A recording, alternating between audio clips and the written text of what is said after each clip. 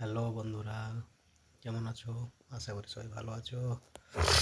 আমার তো জ্বর 4-5 দিন হলো।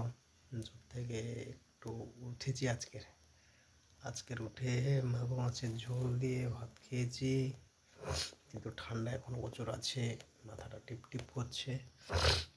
আর একটু টিফিন করবো, ফল খেতে বলেছে ডাক্তার। কমজোরি হয়ে গেছি সেজন্য ফল খেতে বলেছে। কী ফল খাচ্ছি?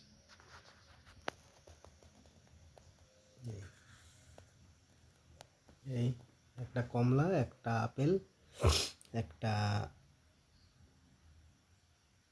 কলা। কলা একটা, কমলা একটা, আপেল একটা। আরও যদি কলা লাগে ওখান থেকে খাবো, এখানে আছে আরও। এই হচ্ছে টিফিন হবে।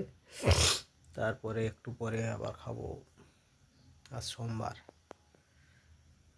সকাল থেকে আশা করেছিলাম ডিমের পোচ খাবো। বউ বলছে সোমবার একবার পোচ নয়, তো আজকে কোনো রকম থেকে যাক, কাল সকাল সকাল মেরে দেবো পোচটা। 6টা পোচ তো খাবোই, নাহলে ঠিকই হবে না, উইকনেস কাটবে না শরীরের। যাই হোক,